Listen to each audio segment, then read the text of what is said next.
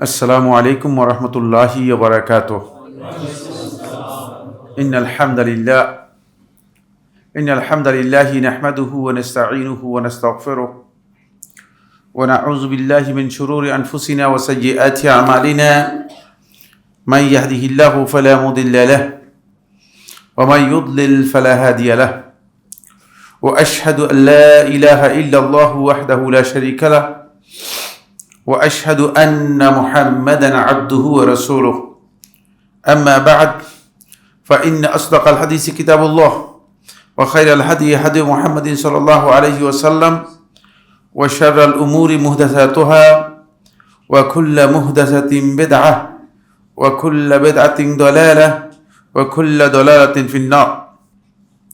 قال الله سبحانه وتعالى في كلامه المجيد: أعوذ بالله من الشيطان الرجيم قل هل يستوي الذين يعلمون والذين لا يعلمون إنما يتذكر أولو الألباب. عن معقل بن يسار رضي الله تعالى عنه قال: قال رسول الله صلى الله عليه وسلم: ما من عبد استرعاه الله رعية فلم يحطها بنصيحة إلا لم يجد رائحة الجنة. أخرجه البخاري في الصحيح والإمام মুসলিম في صحيحه. আজকের এই উন্মুক্ত আলোচনায় উপস্থিত আমাদের অত্যন্ত প্রিয় শেখ আব্দুল বারী হাফিজাহুল্লাহ তাআলা, সম্মানিত উপস্থাপক শেখ আব্দুর রহমান, ইতোমধ্যে খুবই গুরুত্বপূর্ণ কিছু নসিহা আপনাদের সামনে পেশ করেছেন শেখ আব্দুল বারী, যেটি আসলে আমাদের সকলের জীবনের জন্য খুবই গুরুত্বপূর্ণ। আজকে আমাদের যে উন্মুক্ত আলোচনার বিষয়টি মূলত এটা আমরা তিনটি কারণে এটাকে খুব গুরুত্বপূর্ণ মনে করেছি। প্রথম কারণ হচ্ছে ডিএস ইসলামিক সেন্টারে প্রায় আমরা 1 বছরের বেশি সময় আমরা আলোচনা শুনছি, খুবই গুরুত্বপূর্ণ আলোচনা হচ্ছে। সালাফদের মানহাজের উপর আলোচনা হয়েছে, তারপরে কোরআনের তাদাব্বুর উপর আলোচনা হচ্ছে, তারপরে মৌলিক অনেকগুলো বিষয় নিয়ে আমাদের আলোচনা হয়েছে। এই আলোচনার সুবাদে আসলে আমরা কতটুকু অ্যাচিভ করতে পেরেছি একটু বোঝা দরকার। ফলে আপনাদের অংশগ্রহণ করার মাধ্যমে সেই বিষয়টি আমাদের কাছে কিছুটা ধারণা হয়েছে। আমার মনে হচ্ছে আপনারা ইনশাআল্লাহ কিছু জিনিস আয়ত্ত করতে পারছেন বা সম্ভব হচ্ছে। তবে আমাদের এখানে একটি টার্গেট হচ্ছে যে আল্লাহ সুবহানাহু ওয়া তাআলা কোরআনে কারীমে সূরা আলে ইমরানের মধ্যে একটা বিশেষ তায়েফাকে আল্লাহ তাআলা এই উম্মত থেকে বের করতে চেয়েছেন। ওয়াল তাকুন মিনকুম উম্মাতুন ইয়াদউনা ইলাল খায়র ওয়া ইয়া'মুরুনা বিল মা'রুফ ওয়া ইয়ানহাউনা আনিল মুনকার ওয়া উলাইকা হুমুল মুফলিহুন। খুব ভালো করে খেয়াল করেন, ওয়াল তাকুন মিনকুম উম্মাহ, তোমাদের মধ্যে থেকে এমন একটা গোষ্ঠী হওয়া দরকার, এমন একটা জনসমষ্টি হওয়া দরকার যারা মানুষদেরকে ইয়াদউনা ইলাল খায়র, মানুষদেরকে তারা ডাকবে কল্যাণের দিকে। ওয়া ইয়া'মুরুনা বিল মা'রুফ, ভালো কাজের আদেশ করবে। ওয়া ইয়ানহাউনা আনিল মুনকার, গর্হিত কাজ যেগুলো আছে, নিষিদ্ধ কাজ যেগুলো আছে সেগুলো থেকে মানুষদেরকে বারণ করবে, নিষেধ করবে। ওয়া উলাইকা হুমুল মুফলিহুন, এরাই হচ্ছে মূলত মানুষদের মধ্যে সবচেয়ে যারা সফলতার মানদণ্ডে উত্তীর্ণ হবে তারা। সুতরাং আমাদের এখান থেকে আমরা চাচ্ছি এমন একটি গ্রুপ তৈরি হওয়া দরকার যারা ময়দানে ফিল্ডে গিয়ে কাজ করতে পারবে। এদের প্রশিক্ষণের প্রয়োজন রয়েছে যাতে করে এরা মানুষের কাছে কিছু বলতে পারে। না, এখন যদি আমরা মানুষের কাছে আমাদের বক্তব্য প্রেজেন্ট করতে না পারি তাহলে আমাদের জন্য এটা সহজ হবে না, আমরা মানুষদেরকে বুঝাতে পারবো না। 2 নম্বর বিষয় হচ্ছে সেটা হলো এই যে আমাদের শুধু কেবল নিজেদের জ্ঞান সর্বস্ব, নিজস্ব জ্ঞান সর্বস্ব হলে চলবে না। আমার জ্ঞান অথেন্টিক হতে হবে, আমার জ্ঞান দলিল ভিত্তিক হতে হবে। যদি আমার জ্ঞানের মধ্যে দলিল না থাকে, আমার বক্তব্যের কাছে দলিল না থাকে, তাহলে সে বক্তব্য আল্লাহ তাআলার কাছে গ্রহণযোগ্য হবে না। এই জন্য আমাদেরকে এটা উপলব্ধি করতে হবে যে আমি আসলে যেই কথাগুলো বলছি, যে বিষয়গুলো আমি মানুষের কাছে পেশ করছি, সেই কাজগুলো বা কথাগুলো সেগুলোকে আমরা সত্যিকার দলিল ভিত্তিক বলছি কিনা। দলিল ভিত্তিক না হলে মানুষ গ্রহণ করবে না। শুধু আমার গায়ের জোরে আমি বক্তব্য দিলেই যে গ্রহণযোগ্য হয়ে যাবে, আমার আওয়াজ ভলিউম যদি একটু হাই হয়, হাই ভলিউম দেখলেই যে মানুষ আমার কথা নেবে, এটা মোটেও সত্য নয়, মোটেও সত্য নয়। বলে এই কারণেই এই দাওয়াতকে প্রমোট করতে হলে, মানুষের কাছে এই দাওয়াতকে পৌঁছাতে হলে আমাদেরকে আরও তথ্যভিত্তিক হতে হবে। আমরা এই বিষয়গুলো থ্রো করেছি এই জন্য যাতে করে আমরা সবাই কম বেশি কি করতে পারি, একটু দেখে আসতে পারি। আলহামদুলিল্লাহ, আমার বিশ্বাস আপনাদের সকলের কাছেই বই আছে, আমরা কিছুটা প্রস্তুতি নিয়ে আসলে আমরা কিছু জিনিস শিখতে পারলাম, যাতে আমাদের একটা শিখার মানে ইচ্ছা তৈরি হয়, বইপত্র আমরা একটু পড়ালেখা করতে পারি, এই জন্য বিষয়গুলো থ্রো করা। কিন্তু আমাদের দেশের একটা চিরাচরিত অভ্যাসে পরিণত হয়ে গিয়েছে, আমাদের দেশের আলেম ওলামাদের একটা প্র্যাকটিস হয়ে গিয়েছে, মানে জুমার খুতবায় আসেন তিনি, মসজিদে এসে বন্ধ হয়ে যাচ্ছে কেন, জুমার খুতবায় আসেন তিনি, মসজিদে এসে তিনি প্রথমে মসজিদে উজু করেন, তারপর উজু করে চিন্তা করেন যে আজকে কোন বিষয়ে আলোচনা করা যায়, তারপরে স্টেজে উঠেন অথবা জুমার মিম্বরে উঠেন, মিম্বরে উঠে মনে যা আসলো, যে আমার যে গল্প শুনেছে সবটাই কি করে দিল, উদ্গীরণ করে দিল, বমি করার মতো বমি করে দিল।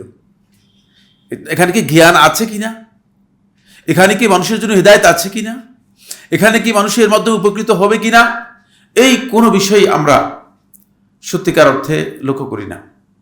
এটা কিন্তু ইসলামী পদ্ধতি নয়। এই জন্য আমাদের এই বিষয়গুলো জানতে হবে।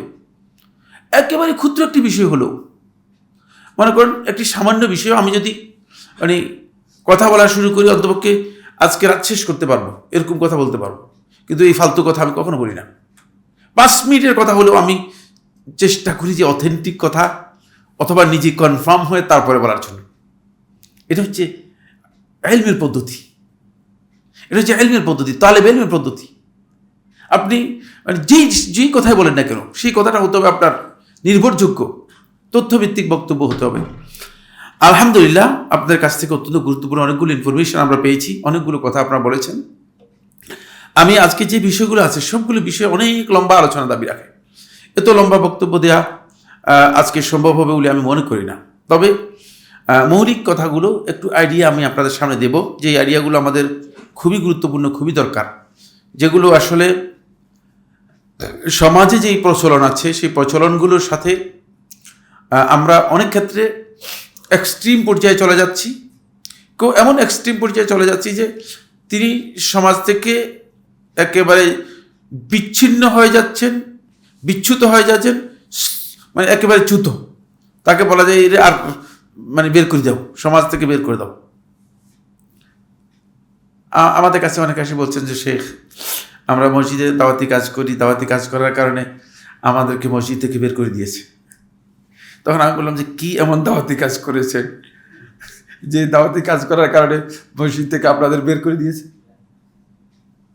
তাহলে তো দাওয়াতি কাজ অন্য কিছু করেছেন।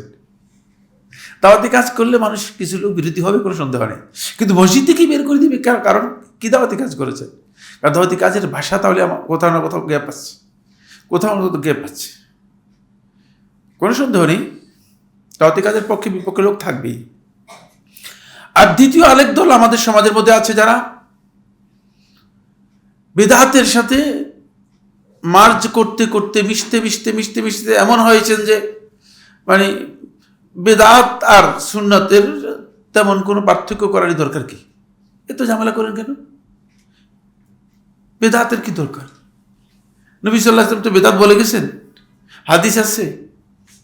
কারণ হাদিসের মধ্যে নবী সাল্লাল্লাহু আলাইহি ওয়াসাল্লাম একটা কাজকে বলছেন যে এই কাজটা বিদআত, এরকম আছে? কেউ দেখাতে পারবেন না। বলছে নবী সাল্লাল্লাহু আলাইহি ওয়াসাল্লাম বিদআত বলেন নাই, আপনি কেন বিদআত নিয়ে অস্থির হয়েছেন?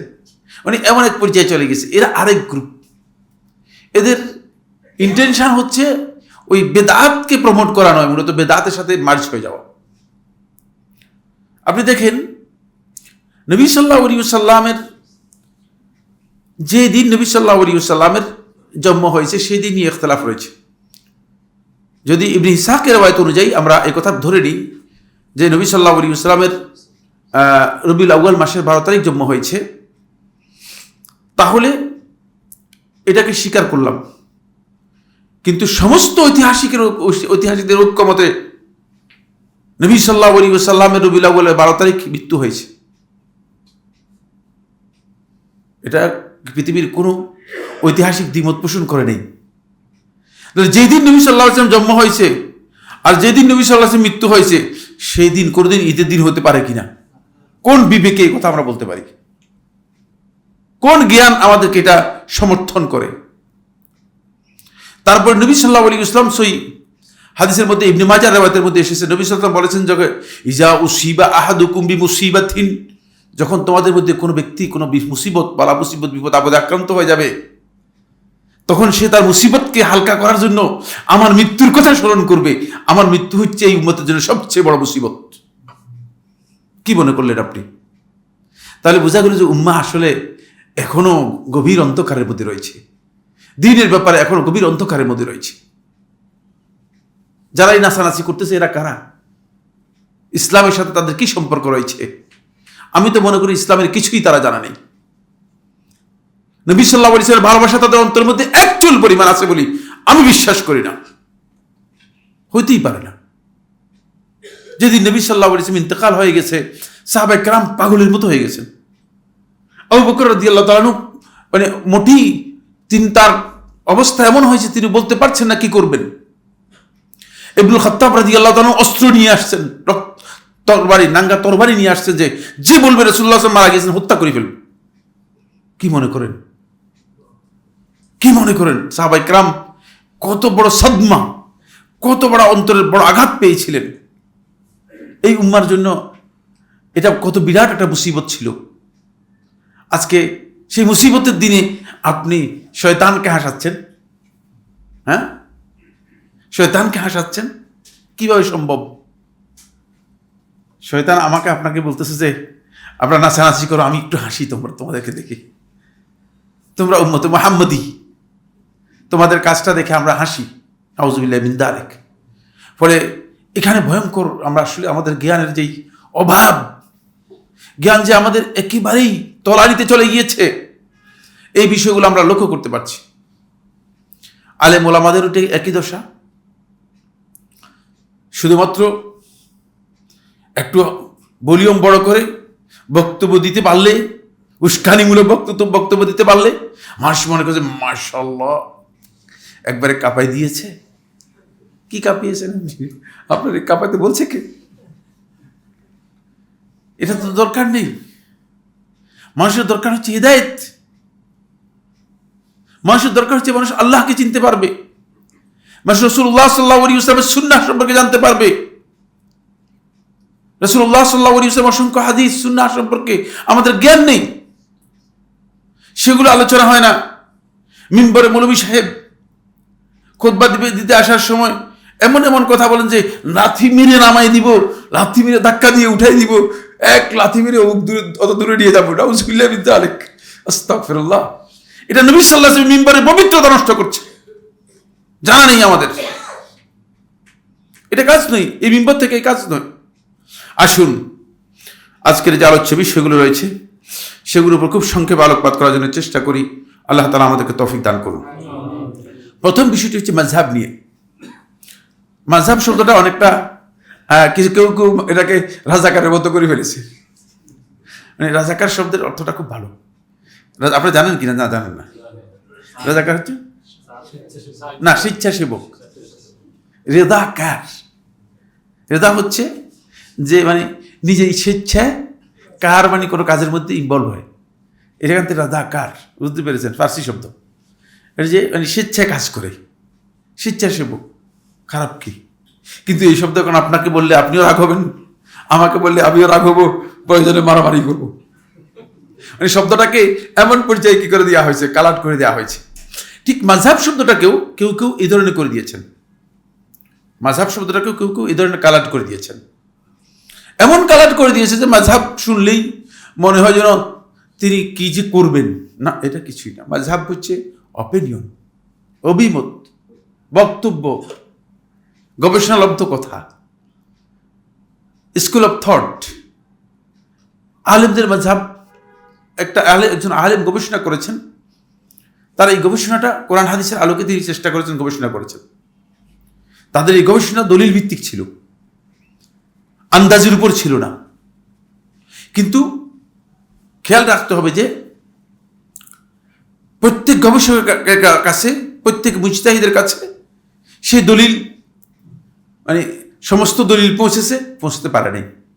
কারণ তখনকার সময় এই দলিলগুলো সব মানুষের কাছে এভাবে সংরক্ষিত, সংকলিত, গ্রন্থায়িত ছিল না। ফলে এই জায়গায় সেখানে কিছু গ্যাপ রয়েছে। কিন্তু এটা স্কুল অফ থট, এটা অভিমত, মতামত। এই মতামতের ক্ষেত্রে দুটি ইজমা রয়েছে, খুব ভালো করে খেয়াল করুন। 1 নম্বর ইজমা হচ্ছে এই যে কোনো ব্যক্তি ফিকহি কোনো বিষয়ে তার কাছে যদি দলিলের মাধ্যমে কোনো বক্তব্য সুস্পষ্ট হয়, তাহলে ওয়াজিব হচ্ছে যে বক্তব্য তার কাছে দলিলের মাধ্যমে সুস্পষ্ট হয়েছে সেটাই আমল করতে হবে, সেটা তরক করা তার জন্য হারাম। এটা ইজমা। যেমন আমি সাইফুল্লাহর কাছে একটা মাসআলায় তাহকিক করে প্রমাণিত হয়েছে এই কথা, আমি এখন আরেকটা নিজে মন মতো আরেকটা গ্রহণ করতে পারবো না, যেহেতু আমার তাহকিক হচ্ছে এটা ইজমা। সমস্ত ওলামায়ে কেরাম ইজমা সাব্যস্ত হয়েছে। যদি তাহকিকের মাধ্যমে কোনো আলেমের কাছে একটা বক্তব্য প্রমাণিত হয় সঠিক দলিলের ভিত্তিতে, তিনি সেটাই গ্রহণ করবেন, সেটাই তিনি তার জন্য ফতোয়া, সেটাই তিনি সেটা গ্রহণ করবেন। দ্বিতীয় ইজমা হচ্ছে কোনো ব্যক্তি যদি ওলামায়ে কেরামদের এই মাযাহিবগুলো, বক্তব্যগুলো, অভিমতগুলো অথবা আকওয়ালগুলো জানেন, কিন্তু তার কাছে তারজিহ দেওয়ার মতো সেই এবিলিটি নেই, সেই জ্ঞান নেই, কোনটাকে অগ্রাধিকার দিবেন, কোনটাকে অগ্রাধিকার দিবেন না, এটা জানেন না, অথবা সময় নেই, ফতোয়া দিতে হবে। একজন আসছে ফতোয়া জানার জন্য, এখন তাহকিক করে কোন বক্তব্যটা দলিলের ভিত্তিতে অগ্রাধিকার পাবে জানা নেই। এই অবস্থায় যেই কোনো আলেমের জন্য জায়েজ রয়েছে, সেই আলেম তিনি কি যে কোনো একটা মাযহাব অথবা যে কোনো ইমামের বক্তব্যকে কি করতে পারবেন, গ্রহণ করে ফতোয়া দিতে পারবেন, তার জন্য জায়েজ। কারণ তার তো সময় নেই, কিন্তু ফতোয়া তো দিতেই হবে। ফতোয়া না দিলে যিনি দাঁড়িয়ে আছেন তিনি কি করবেন, তিনি কাজ করতে পারবেন না, হয়তো ইবাদত থেকে মাহরুম হয়ে যাবেন। হতে পারে যে তিনি, যেমন আমাদের কাছে মক্কা থেকে টেলিফোন করে, একেবারে মাতাফ থেকে টেলিফোন করে, আমার এরকম হয়ে গেছে, কি করব। এখন আমি যদি বলি যে আগামীকাল ফতোয়া দিব, তাহলে তো তিনি মাতাফে এখানে বসে থাকবেন আগামীকাল পর্যন্ত, প্রশ্নই আসে না। বুঝতে পেরেছেন যে আমি আগামীকাল ইনশাআল্লাহ তাহকিক করে তারপর আপনাকে জানাবো না। সেক্ষেত্রে যদি আমার কাছে কোনো আলেমের ফতোয়া জানা থাকে, সেই ফতোয়াকেই আমি গ্রহণ করতে পারবো, এটা জায়েজ। এই জন্য কোনো ব্যক্তি যদি কোনো মাযহাবের বক্তব্য গ্রহণ করে হারাম নয়, কাফের হয়ে যাবে না, এটা না জায়েজ নয়, খেয়াল রাখতে হবে। এই দুটি ইজমার মাধ্যমে সাব্যস্ত হয়েছে। 3 নম্বর যে বক্তব্যটি, সেটা হলো এই সাধারণ মানুষ যাদের কাছে ফিকহের কোনো জ্ঞান নেই, আলেমদের কোনো জ্ঞান নেই, আলেমদের আকওয়ালের কোনো জ্ঞান নেই, তাদের কোনো মাযহাবের অনুসরণ করা হারাম, তাদের কোনো মাযহাব নেই, তারা কোনো মাযহাবের অনুসরণ করতে পারবে না। তারা শুধুমাত্র একজন নির্ভরযোগ্য আলেম, যিনি কোরআন এবং হাদিসের নির্ভরযোগ্য, তার কাছে প্রমাণিত, বিশ্বস্ত, তার কাছ থেকে ফতোয়া জিজ্ঞেস করবেন। ফাসআলু আহলাদ যিকরি ইন কুনতুম লা তা'লামুন। কোরআনের মধ্যে আল্লাহ তাআলা বলে দিয়েছেন, তোমরা যারা জানে, যাদের কাছে জিকির আছে, তাদেরকে জিজ্ঞেস করো, ইন কুনতুম লা তা'লামুন, যদি তোমরা না জানো। এখানে আপনি মাযহাবের অনুসরণ করবেন না। গলত আপনাদের কাছে মনে হচ্ছে কিরে, এটা কিরে নয়, এটাই হচ্ছে মাসআলা। বুঝতে পেরেছেন কিনা? কারণ সাধারণ পাবলিক যদি বলে যে, আমাকে এসে বলে যে আমাকে মালিকি মাযহাবের ফতোয়া দেন, আর আমি যদি তাকে মালিকি মাযহাবের ফতোয়া দেই, তিনি বুঝতে পারবে যেটা মালিকি মাযহাব? হ্যাঁ, তাকে যদি 20 বছর সময় দিই, আপনি তাকে করে বের করে দেন, তো এটা মালিকি মাযহাব, পারবে কিনা? কিচ্ছু পারবে না। সাধারণ মানুষ এই কথা বলার কোনো সুযোগ নেই।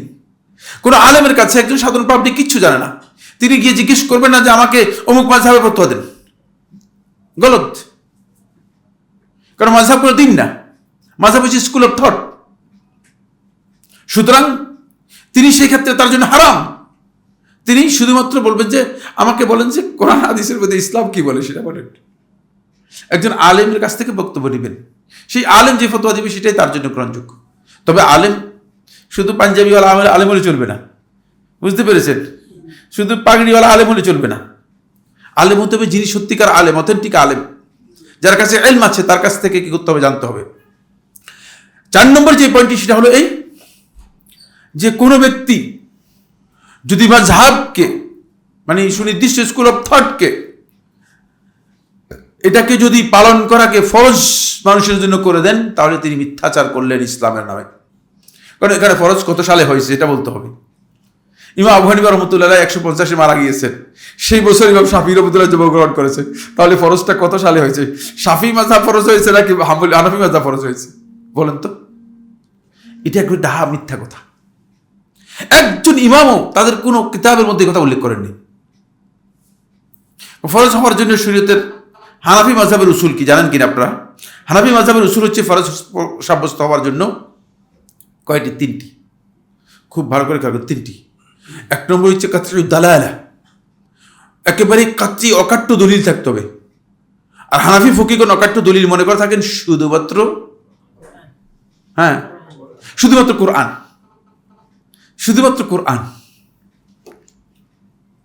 এই কারণে কোরআনের মধ্যে সূরা ফাতিহা পড়ার কথা না থাকার কারণে হানাফি ফকিহগণ সূরা ফাতিহাকে রোকন বলেন নাই, বলছেন ওয়াজিব।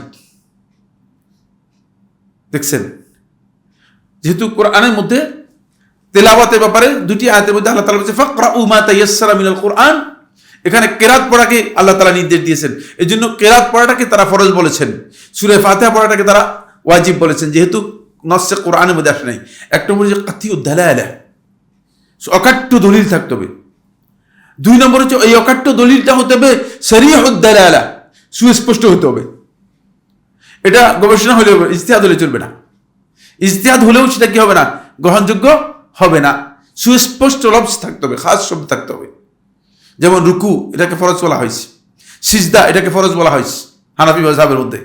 কিন্তু কাতঈউদ দালালা না থাকার কারণে রুকু থেকে দাঁড়াবেন, এই যে দাঁড়ানো বলা হয় থাকে, এটাকে বলা হয় থাকে কি? কে বলে এটার নাম কি? কওমা। ভেরি গুড, মাশাআল্লাহ মাশাআল্লাহ। অথবা 1-8 আলেম না থাকলে চলবে না, বুঝতে পেরেছেন? মাশাআল্লাহ, কওমা, এটাকে বলা হয় কওমা, বুঝলেন না? এটাকে তা'দীলুল আরকানও বলা হয়, তা'দীলুল আরকান। কিন্তু এই তা'দীলুল আরকানকে হানাফি ফকিহগণ এটাকে নিয়ম অনুযায়ী বলার কথা ছিল, কারণ রুকু থেকে আপনি যদি না উঠেন তাহলে তো রুকু হবে না, হবে কিনা? তাহলে নিয়ম অনুযায়ী রুকুর জন্য রুকুতে যাওয়া যেমন ফরজ, রুকু থেকে উঠাও কি? কথাটা বুঝতে পারলাম কিনা? বুঝতে পারি নাই। রুকুতে যাওয়া যেমন ফরজ, অন্যথা রুকু হবে কিনা? হবে না। যে মা লা ইয়াতিমুল ওয়াজিবু ইল্লা বিহি ফাহুয়া ওয়াজিব, যেটা পালন করাটা ওয়াজিব, সেটা যদি কোনো কাজের কারণে পালন না হয় সেই কাজটা ওয়াজিব। যেমন রুকু করাটা ফরজ, সুতরাং এই ফরজ যদি আমি রুকুতে না যাই তাহলে ফরজ আদায় করতে পারবো না, তাহলে এই রুকুতে যাওয়াটাও কি ফরজ? রুকুতে যাওয়াটা সুন্নত নয়, সুন্নত হলে তো রুকুতে যেতে পারবেন না। এই জন্য রুকুতে যাওয়াটা ফরজ, রুকু থেকে উঠা ফরজ।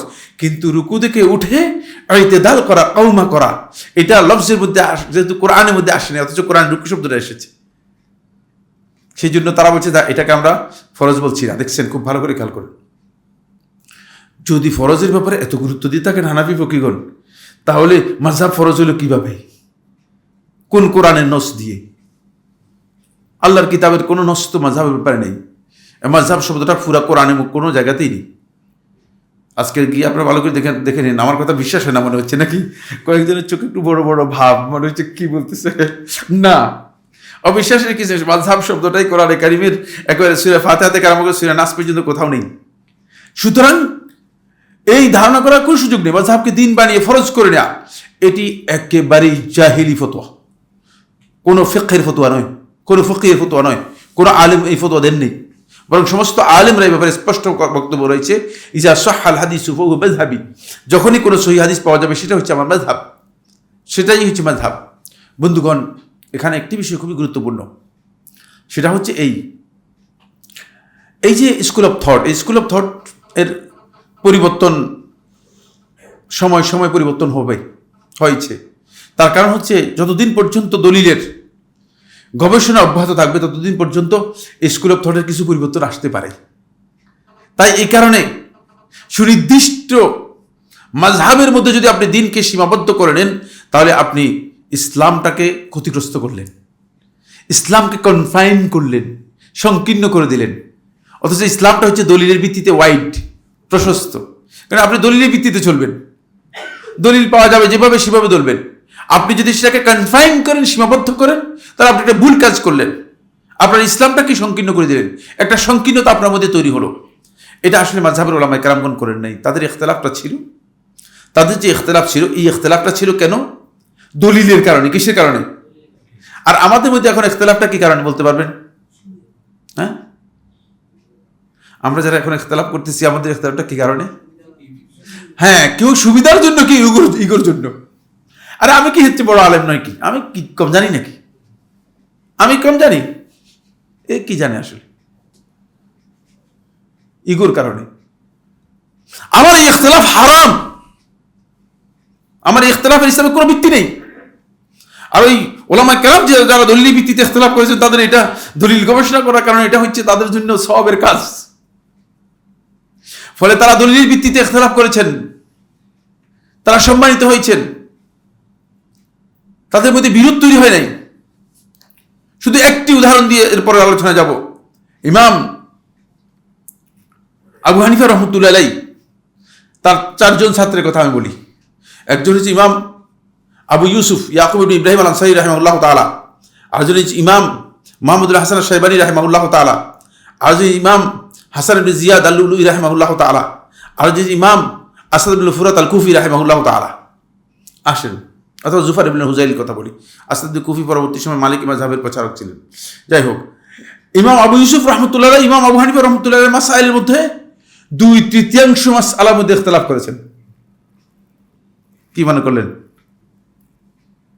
আমার সাথে যদি 2টা মাসালা ইখতিলাফ হয়, এখানে আমরা সবাই বুঝলেন না, মানে 2-3 জন তো উঠে যাবে, কোনো সন্দেহ নেই। কয়েকজন মুখ টুক কালা করে, আরে সাইফুল্লাহ ভাই মানে কি কয় না কয়। 2/3 মাসআলার মধ্যে ইখতিলাফ হয়েছে। ইমাম আবু ইউসুফ রাহমাতুল্লাহ আলাইহি, ইমাম মুহাম্মদুল হাসান আশ-শাইবানী রাহমাতুল্লাহ অর্ধেক মাসআলার মধ্যে ইখতিলাফ করেছেন। সবচেয়ে কম ইখতিলাফ হয়েছে ইমাম জুফার ইবনে হুজাইল, 1002টি মাসআলায় ইখতিলাফ হয়েছে। গোনা এই বিষয়ের উপর মদিনা বিশ্ববিদ্যালয়ে একটা গবেষণা হয়েছে, থিসিস হয়েছে, ডক্টরেটের থিসিস করেছেন এক ছেলে, যুগোস্লাভিয়ার আমাদের বন্ধু ছিল।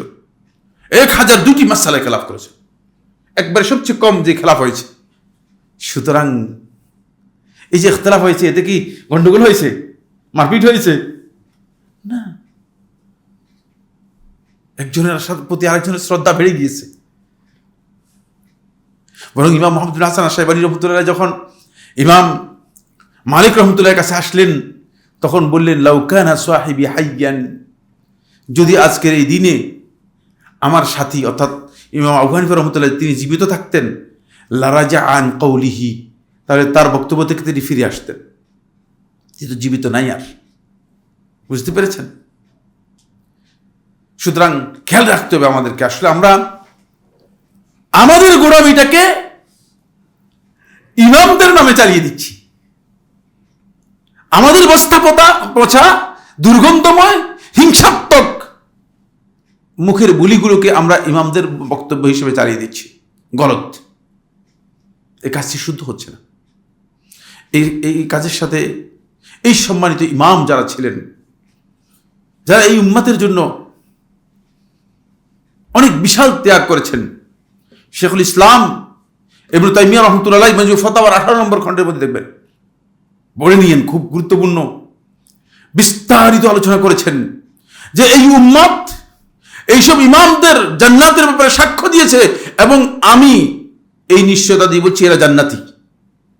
শেখুল ইসলাম ইবনে তাইমিয়া রাহমাতুল্লাহ করেছেন, উম্মত সাক্ষী দিয়েছে যাদের ব্যাপারে, যেখানে আল্লাহ রাসূল সাল্লাল্লাহু আলাইহি ওয়াসাল্লাম সহিহ হাদিসের মধ্যে বলেছেন, যদি 40 জন লোক সত্যিকার মুওয়াহহিদ তাওহীদপন্থী যদি আল্লাহ তাআলার কাছে সুপারিশ করে এই কথা বলে যে আল্লাহ এই লোকটাকে আপনি ক্ষমা করে দেন, এই 40 জন লোক বললেই আল্লাহ তাআলা ক্ষমা করে দেন।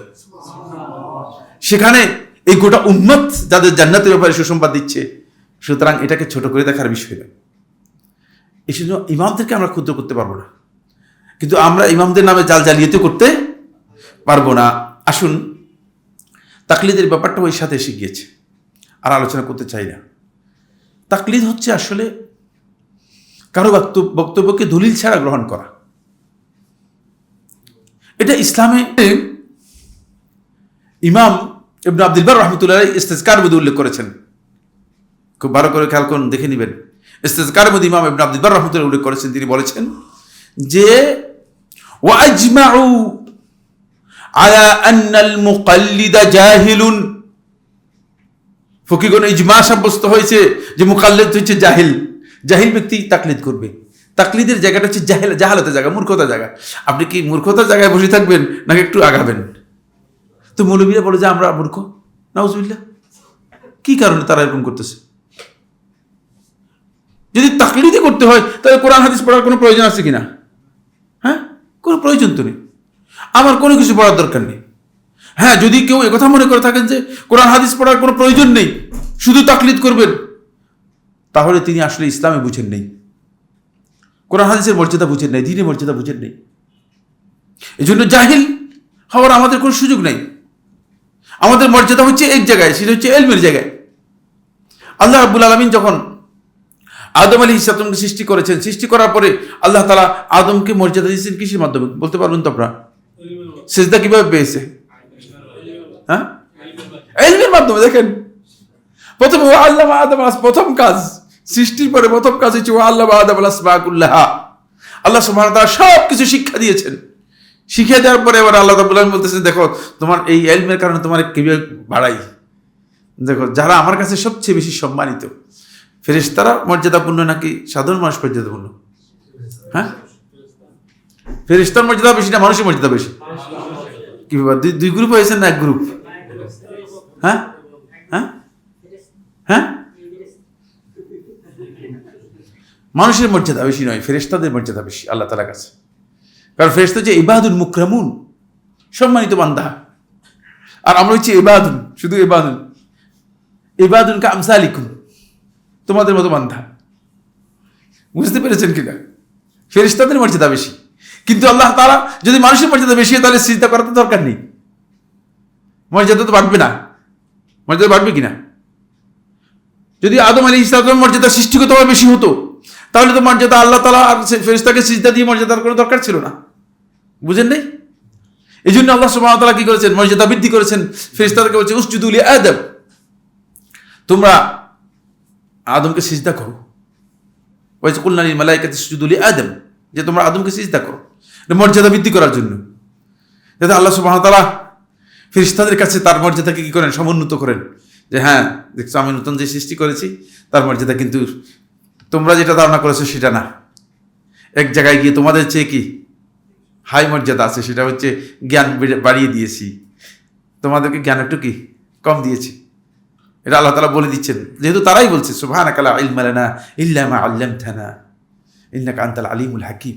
যাই হোক, এই জায়গায় বলতেছি যে সেটা হলো তাকলিদের জায়গা। যদি তাকলিদের জায়গাকে নিজেদের জন্য আমরা অপরিহার্য করে নিই তাহলে আমাদের পড়ার কোনো দরকার নেই, কোরআন হাদিস পড়ার কোনো দরকার নেই। কোরআন আমাদের দরকারই নেই, হাদিসের আমাদের কোনো দরকার নেই। কিন্তু যুগে যুগে ওলামায়ে কেরাম কোরআন এবং হাদিস পড়াকে ইসলামের মৌলিক জ্ঞান অর্জন করাকে ফরজ বলেছেন, বরং এটাই হচ্ছে ইসলামের মূল জ্ঞান। এখন যদি এটা ফরজ না হতো তাহলে আমরা জ্ঞান অর্জন করবো কেন? কোন দরকার তো নেই জ্ঞান অর্জন করার। আর ইবাদতের বিষয়ে গুরুত্বপূর্ণ 3টি পয়েন্ট আলোচনা করব। এটি খুবই গুরুত্বপূর্ণ পয়েন্ট। 1 নম্বর পয়েন্ট হচ্ছে যেটা, সেটা হলো এই, দলিল ছাড়া কোনো ইবাদত হয় না। দলিল নাই, সেটাকে ইবাদত বলার কোনো সুযোগ নেই। গবেষণা করে ইবাদত বের করা যায় না, গবেষণা করে ইবাদত বের করা যায় না। যে ইবাদতের দলিল নাই সেটা ইবাদত না। তাই আপনার কাছে যদি কেউ কোনো বিষয় আপনাকে বলে যে এটা ইবাদত, এটা সওয়াবের কাজ, এটা মুস্তাহাব, এটা করেন ফজিলত এই, তাহলে তাকে অবশ্যই দলিল দিতে হবে। আন্দাজে বললে চলবে না। নিজের ঘাট টেরামি করে যদি বলে দেয় যে এটা দলিল না, দলিল লাগবে না, না, দলিল ছাড়া ইবাদত হবে না। কোনো ইবাদত দলিল ছাড়া হয় না। ইবাদতের মূল নীতি হচ্ছে দলিল থাকতে হবে। 2 নম্বর যে বিষয়টি সেটা হলো এই, ইবাদতের জন্য ডিজাইন একটাই, যেটি মুহাম্মদ সাল্লাল্লাহু আলাইহি ওয়াসাল্লাম দিয়েছেন। এখানে অন্য কোনো ডিজাইন নেই। বুঝতে পেরেছেন? এখানে আমরা যে আজকে মোটা 40 জনের মতো বা 50 জনের মতো লোক, দেখেন না, 50 জনের 50 কালারের 50 ডিজাইনের জামা, ঠিক না? হ্যাঁ, দেখছেন?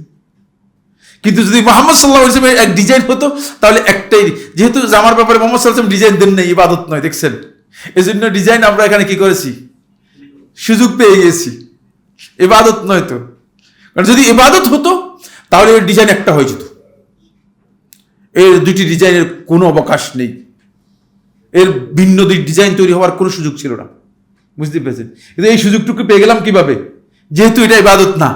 এখন আমি একটু লম্বা জুব্বা গায়ে দিয়ে আসছি, আবার আরেকজন একটা পাঞ্জাবি গায়ে দিয়ে আসছে, আরেকজন একটা শার্ট গায়ে দিয়ে আসছে, আরেকজন একটা কাবলি জামা গায়ে দিয়ে আসছে, বিভিন্ন ধরনের, একজন একটু রঙিন জামা গায়ে দিয়ে আসছে, দেখছে? কারণ হচ্ছে ডিজাইন তো মোহাম্মদ সাল্লাল্লাহু আলাইহি ওয়াসাল্লাম দেন নেই। আর এখানে ডিজাইনের জায়গা নয়, এটা ইবাদত নয়, ইবাদতের বিষয় নয়। কিন্তু ইবাদতের বিষয়গুলো একেবারেই আল্লাহ রাসূল সাল্লাল্লাহু আলাইহি ওয়াসাল্লামের ডিজাইন থেকে আউট, কোনো ডিজাইন, মন গড়া কোনো ডিজাইন সেখানে কোনো সুযোগ নেই, কোনো সুযোগ নেই। একটু বৃদ্ধি করতে পারবেন না, একটুও বৃদ্ধি করতে পারবেন না। বরং রাসূলুল্লাহ সাল্লাল্লাহু আলাইহি ওয়াসাল্লাম একদিন উসমান ইবনে আফফান রাদিয়াল্লাহু আনহু শিক্ষা দিলেন, রাদিতু বিল্লাহি রাব্বান ওয়া বিল ইসলামি দীনান ওয়া বি মুহাম্মাদিন নাবিয়্যা। এটা শিক্ষা দেওয়ার পরে রাসূলুল্লাহ সাল্লাল্লাহু আলাইহি ওয়াসাল্লাম আবার জিজ্ঞেস করলেন, বলো তো আমি কিভাবে বলছি? তখন তিনি বললেন যে রাদিতু বিল্লাহি রাব্বান ওয়া বিল ইসলামি দীনান ওয়া বি মুহাম্মাদিন রাসূলা। নবী থেকে রাসূলের গ্রেড ভাই, এটা জানেন কিনা আপনারা? নবীর গ্রেড হচ্ছে, রাসূলের গ্রেড কি? হাই। কিন্তু তিনি বললেন যে ওয়া বি মুহাম্মাদিন রাসূলা, তখন রাসূলুল্লাহ সাল্লাল্লাহু আলাইহি ওয়াসাল্লাম ওয়া বি মুহাম্মাদিন নাবিয়্যা শুদ্ধ করে দিলেন। দেখছেন, ইবাদতের ব্যাপারে রাসূল সাল্লাল্লাহু আলাইহি ওয়াসাল্লাম এমন শব্দ পর্যন্ত আল্লাহ নবী সাল্লাল্লাহু আলাইহি ওয়াসাল্লাম পরিবর্তন করতে দেননি, শব্দ পর্যন্ত পরিবর্তন করতে দেন নাই। শব্দটাও আপনার খুবই গুরুত্বপূর্ণ।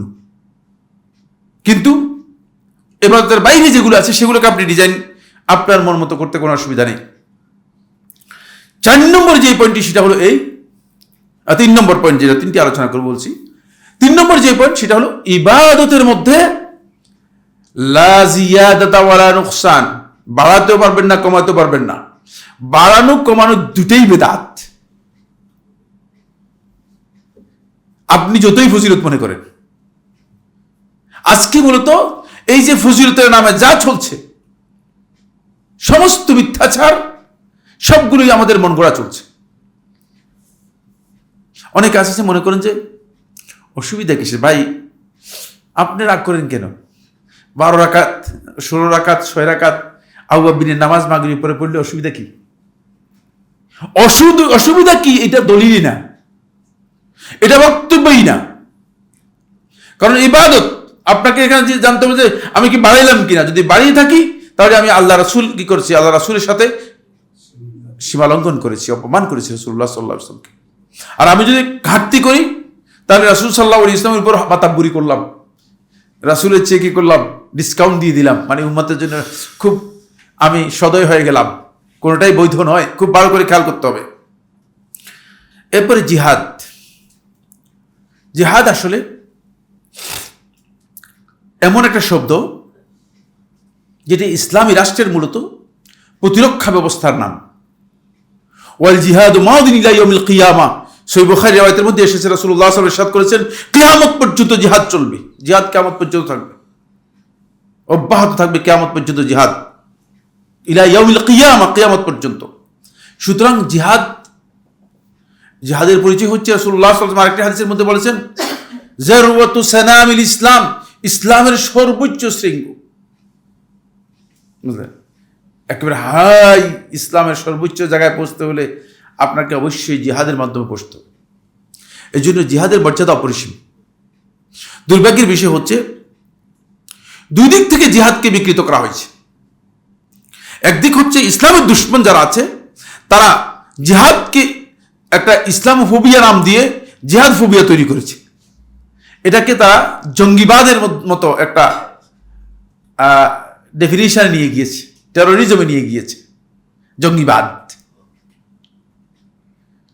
এটা মিডিয়ার মাধ্যমে পশ্চিমা গোষ্ঠী মুসলমানদেরকে যখন কোনোভাবেই দমন করতে পারছে না, তখন মুসলমানদেরকে লাঞ্ছিত করার জন্য, তাচ্ছিল্য করার জন্য এবং ইসলাম থেকে বিচ্যুত করে দেওয়ার জন্য মুসলমানদেরকে জিহাদের তোকমা লাগিয়ে দিয়েছে, এই জঙ্গিবাদের তোকমা লাগিয়ে দিয়েছে। এই জঙ্গিবাদের সাথে মুসলমানরা কখনো সম্পৃক্ত হওয়ার কথাই না, কারণ ইসলাম জঙ্গিবাদকে মোটেও সমর্থন করে না, এটা আমরা সবাই জানি। অন্যায়ভাবে একজন মুসলিম কি আদৌ আরেকজন মুসলিমকে অথবা আরেকজন অমুসলিমকে হত্যা করতে পারে? প্রশ্নই আসে না। সুতরাং ইসলামে এটা কোনোদিন আসার কথা ছিল, কিন্তু যারা এনেছে তারা একটা এজেন্ডা দিয়ে এনেছে। হঠাৎ করে আপনারা নিশ্চয়ই লক্ষ্য করেছেন, গত শতাব্দীর একেবারে শেষ লগ্নে এসে সারা পৃথিবীতে যেন একটা বিশাল পরিবর্তন দেখা দিল, যে মুসলিমরা হঠাৎ করে সবাই জঙ্গি হয়ে গেছে। তাদেরই এই মানে ষড়যন্ত্র এবং পশ্চিমা ওই পোষা কিছু কুকুর যারা সাংবাদিকতার নামে আসলে এই ধরনের অপকর্মের সাথে জড়িত, তারাই মূলত এগুলোকে অপপ্রচার করেছে। আর এটাকে বিভিন্ন মুসলিম দেশগুলোতে মুসলমান পরিচয় নামধারী যে সমস্ত রাষ্ট্র বা প্রধান অথবা সরকার প্রধান বা সরকার রয়েছে, তারা এটাকে খুব লুপে নিয়েছে নিজেদের স্বার্থে এটাকে লুপে নিয়েছে যে জঙ্গিবাদী। এর সাথে যুক্ত হয়েছে সুবিধাভোগী যারা আছে তারাও। কারণ যদি আপনাকে মনে করেন 1 কোটি টাকা দিয়ে দেওয়া হয়, যেমন এই যে রুহুল আমিন ভাইকে যদি 1 কোটি টাকা দিয়ে দেওয়া হয়, মানে উদাহরণ দিচ্ছি, জাস্ট রুহুল আমিনকে দিলে এরকম হবে এ কথা আমি বিশ্বাস করি না। যদি আমাদের মেজর শাহিদ ভাইকে মনে করেন 1 কোটি টাকা দিয়ে দেওয়া হয়, বলে দাগ সাইফুল আমার কাছে শুনছি আর কি, অসুবিধা নেই, পরে ঠিক করে নিব, টাকাটা আগে নিয়ে নিই, ঠিক না? অবস্থা পরিবর্তন হয়ে যাবে। আজান শেষ হোক। সম্মানিত উপস্থিতি, আমরা জিহাদ সম্পর্কে বলছিলাম। জিহাদ এর আরেকটি গুরুত্বপূর্ণ পয়েন্ট হচ্ছে যেটা, সেটা হলো এই, যতদিন জিহাদ থাকবে ততদিন ইসলাম বুলন্দ থাকবে। আল ইসলাম ইয়ালু ওয়ালা ইউলা আলাইহি। রাসূলুল্লাহ সাল্লাল্লাহু আলাইহি ওয়াসাল্লাম বলেছেন, ইসলাম উপরের দিকে থাকবে, ইসলামের উপর কিছুই থাকবে না। এই সেন্সটুকু, এই চেতনাটুকু মুসলিমদের মধ্যে হারিয়ে গিয়েছে। উসমানী শাসক সুলাইমান আল কানুনি এর মৃত্যুর মাধ্যমে গোটা মুসলিম বিশ্ব থেকে জিহাদ চলে গিয়েছে। ফলে মুসলিম উম্মার মানুষদের কাছে কাফেরদের ভয় বেড়ে গেছে। আর তখন পর্যন্ত কাফেরদের অন্তরের মধ্যে মুসলমানদের ভয় ছিল। বুঝতে পেরেছেন কিনা? এখন মুসলমানদের ভয় কাফেরদের অন্তরের মধ্যে নাই, কাফেরদের মধ্যে মুসলমানদের ভয় আছে। তার কারণ হচ্ছে মুসলমানরা জিহাদ কি জিনিসটা ভুলে গিয়েছে। এই জন্য জিহাদ যখন হারিয়ে যাবে, রাসূলুল্লাহ সাল্লাল্লাহু আলাইহি ওয়াসাল্লাম সহিহ হাদিসের মধ্যে বলেছেন, ইমাম নাসাই এবং তিরমিজি বর্ণনা করেছেন সহিহ সনদে, সাল্লাল্লাহু আলাইকুম যুল্লান, আল্লাহ তাআলা তোমাদের উপর লাঞ্ছনাকে অবধারিত করে দেবেন। লাঞ্ছনার মধ্যে আমরা আছি তো নিশ্চয়ই, নাকি? আপনারা খুব ভালো এর মধ্যে আছেন, প্রাউড ফিল করতেছেন। আমরা লাঞ্ছনা কোন জিনিস সেটাই আমরা এখন বুঝি না। বুঝতে পেরেছেন? কারণ আমাদেরকে লেংটা করে ফেললে আমাদের ইজ্জত নষ্ট হয় না, ঠিক না? তাহলে আল্লাহ লাঞ্ছনা বুঝবো কোত্থেকে? আমরা বলছে না, আমার তেমন ইজ্জত নষ্ট করে নাই, কাপড় চাপড় খুলে ফেলছিল আর কি। যদি এমন হয় তাহলে আমরা লাঞ্ছনা বুঝবো কিভাবে? কোন জায়গায় আমরা আছি, আমরা কোন জায়গায় আছি, এটা খেয়াল রাখতে হবে। এই জায়গায় মুসলিম উম্মাহ সবচেয়ে বড় ক্ষতিগ্রস্ত। এর মৌলিক কারণ হচ্ছে, উম্মার জিহাদের জন্য শর্ত হচ্ছে জিহাদের অথরিটি থাকতে হবে। জিহাদের অথরিটি নেই। জিহাদের অথরিটি হচ্ছে অবশ্যই জিহাদের জন্য জিহাদের শাসক ইমামের নেতৃত্বে জিহাদ হতে হবে। জিহাদ আমি সাইফুল্লাহ নেতৃত্বে হলে চলবে না, শুধু ডিএস সেন্টারের নেতৃত্বে হলে এটাকে জিহাদ বলা হবে না। এটা হাই অথরিটি সরকারের কি নেতৃত্বে হতে হবে এটা। কারণ এই একজনের ঘর থেকে জিহাদ ঘোষণা করলে হবে না, জঙ্গল থেকে জিহাদ ঘোষণা করলে হবে না। বুঝতে পেরেছেন? মানে আপনার নিজেরই থাকার জায়গা নেই, আপনি মানে নিজেই বক্তব্য দিচ্ছেন, হাই ভলিউমের বক্তব্য দিচ্ছেন, উস্কানিমূলক বক্তব্য দিচ্ছেন, কিন্তু নিজেই গোপন আত্মগোপনে আছেন। এই লোকের জিহাদ চলবে নাকি? এটা জিহাদ না, এটা উত্তেজনা, এটা ভুল কাজ, এটা মানুষদেরকে বিভ্রান্ত করতেছেন। অথরিটি থাকতে হবে এর জন্য। আর জিহাদ হচ্ছে ফরজে কিফায়া, 4টি অবস্থায় ফরজে আইন হয়ে যাবে, খেয়াল করেন, এটা জানা প্রত্যেকের জন্য ফরজে আইন। 1 নম্বর, ইজা হাজামাল আ'দাউ আলাল মুসলিমিন আও বিলাদিহিম, মুসলমানদের উপর অথবা মুসলমানদের দেশের উপর যখন শত্রুরা হুজুম করবে, আক্রমণ করে ফেলবে, তখন ফরজে আইন হয়ে যাবে ওই এলাকার মানুষদেরকে অবশ্যই সেটাকে করতে হবে, প্রতিহত করতে হবে। এটাকে জিহাদ দিফাই বলা হয়ে থাকে, অপরিহার্য ফরজে আইন। তখন কেউ বসে থাকতে পারবে না। তখন যদি জিহাদ না করে থাকে তারা গুনাহগার হবে। তখন হয়তো জিহাদ অথবা কি শাহাদাত, এটা হচ্ছে বিধান ইসলামের। আপনি ইসলামের মানে শুধু রসগোল্লা দিক কোনটা আছে এটা বাছাই বাছাই করে খেলে চলবে না। 2 নম্বর হচ্ছে ইজাস্তানফারাল ইমাম, যখন শাসক নাফির করবে, উনফুরু খিফাফান ওয়া সিকারা, বেড়ে যাও, তোমাদের সবাই বেরোতে হবে। যখন ইমামের পক্ষ থেকে নির্দেশ আসবে, শাসকের পক্ষ থেকে নির্দেশ আসবে, বেরিয়ে যাও তোমরা সবাই, তখন ফরজে আইন হয়ে যাবে। তখন আর কেউ কথা বলতে, ভাই আমার একটু সাইড করে দিতাম, আমি একটু অসুস্থ আছি বললেও সে ব্যক্তি গুনাহগার হবে। সেই ব্যক্তি ইসলামী সমাজ থেকে তাকে কি করতে হবে? বর্জন করতে হবে, বয়কট করতে হবে। এরকম ঘটনা ঘটেছে তাবুকের যুদ্ধে। 3 জন সাহাবী কি করেছেন? অলসতা করে যান নাই। হেলাল ইবনে উমাইয়া, তারপরে মুরারা ইবনে রাবিয়া, তারপরে কাব ইবনে মালিক। দেখেছেন, এই 3 জন সাহাবী যান নাই, কিন্তু তাদেরকে আল্লাহ রাসূল সাল্লাল্লাহু আলাইহি ওয়াসাল্লাম বয়কট করে দিয়েছে। অথচ তারা মুনাফিক ছিল না, কারণ রাসূল সাল্লাল্লাহু আলাইহি ওয়াসাল্লাম বলছেন বের হয়ে যাওয়ার কথা ছিল। এটা 2 নম্বর। 3 নম্বর যে ইজাল তাকা জাহফান, যখন 2 দল মুখোমুখি হয়ে যাবে, তখন সেখান থেকে তাওয়াল্লি জাহাব, মানে সেখান থেকে আপনি মানে পশ্চাৎপদ করবেন, পিছনে ফিরে যাবেন, পালিয়ে যাবেন, হারাম। তখন ফরজে আইন হয়ে যাবে জিহাদ। কাফেরদের বাহিনী আর মুসলমানদের বাহিনী মুখোমুখি হয়ে গেছে, এখন যুদ্ধ অবধারিত, যুদ্ধ করতেই হবে। সর্বশক্তি দিয়ে যুদ্ধ করবে মুসলিমরা, এবং মুসলিমরা সেখানে সিদ্ধান্ত একটাই, সেটা হলো হয়তো শাহাদাত নয় কি বিজয়, কিন্তু মুসলিমরা সেভাবে জিহাদ করতে হবে। 4র্থ হচ্ছে ইজা দাআতিল হাজাতু ইলা মুসাআদাতিল মুসলিমিন, যদি মুসলমানদের সাহায্য করার প্রয়োজন হয়, একটা মুসলিম অঞ্চলের মধ্যে তাদের সামর্থ্য নেই, তারা পারতেছে না, এখন মুসলমানদেরকে বলছে আমাদেরকে সাহায্য করো। যেমন বর্তমান যে ফিলিস্তিন, এই ফিলিস্তিনের মুসলমানদেরকে জিহাদ এবং সাহায্য করা ফরজে আইন আমাদের উপর। কারো কারো চোখ তোকে একটু এলোমেলো হয়ে যাচ্ছে, বলছি কি বলতেছে? হ্যাঁ, ফরজে আইন, কিন্তু আমরা এই ফরজ আদায় করতে পারবো না। তার কারণ হচ্ছে আমাদের যাওয়ার কোনো ব্যবস্থা নেই, আমরা রাষ্ট্রের গোলাম। রাষ্ট্রীয় যে বাউন্ডারি তৈরি করেছে, এই বাউন্ডারিতে গোলাম আমি, আমাকে পাসপোর্ট দিয়ে আটকায় রেখেছে, এখানে আমি যেতে পারবো না। আমরা রাষ্ট্রের মধ্যে কিসের মধ্যে আছি?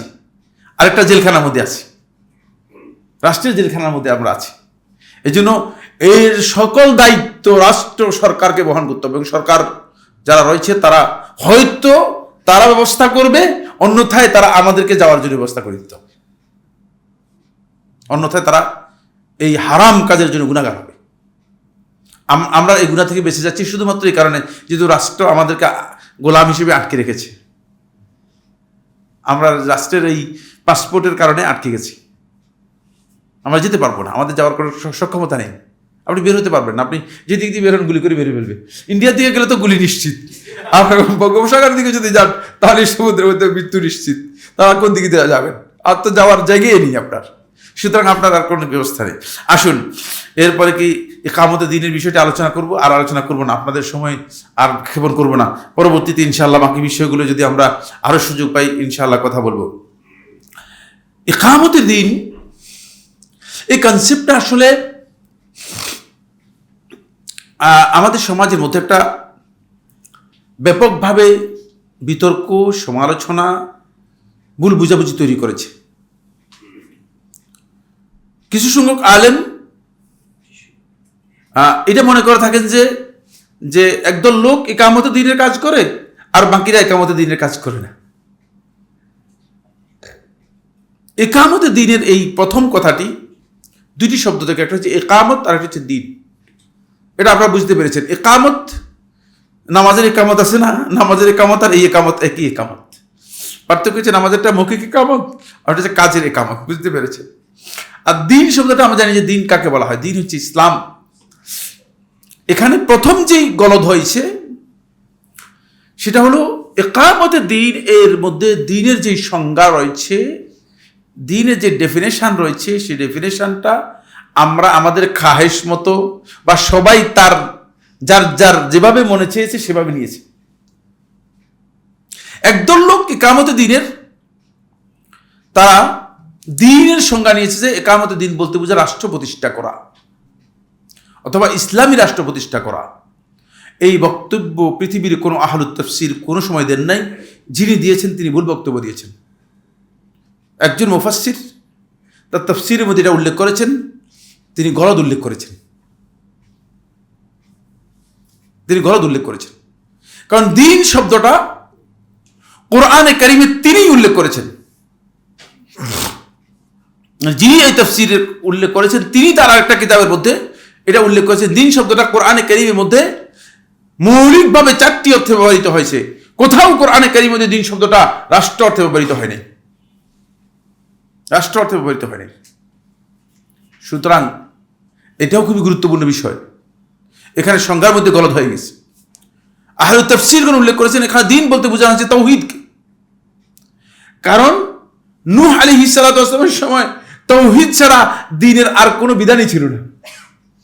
আর যেই আয়াতটা আল্লাহ সুবহানাহু ওয়া তাআলা ইকামতে দ্বীনের ব্যাপারে বলেছেন, আপনারা জানেন এটি সূরা শুরার মধ্যে, এই আয়াতের মধ্যে আল্লাহ তাআলা বলেছেন শারআ লাকুম মিনাদ-দীন মা ওয়াসসা বিহি নূহান, মানে যাকে যে বিষয়টি দিয়ে নূহকে ওসিয়ত করা হয়েছে, উপদেশ দেওয়া হয়েছে। তো নূহকে উপদেশ দেওয়া হয়েছে কিসের? তাওহীদের। নূহের সময় মূল আলোচ্য বিষয় ছিল তাওহীদ।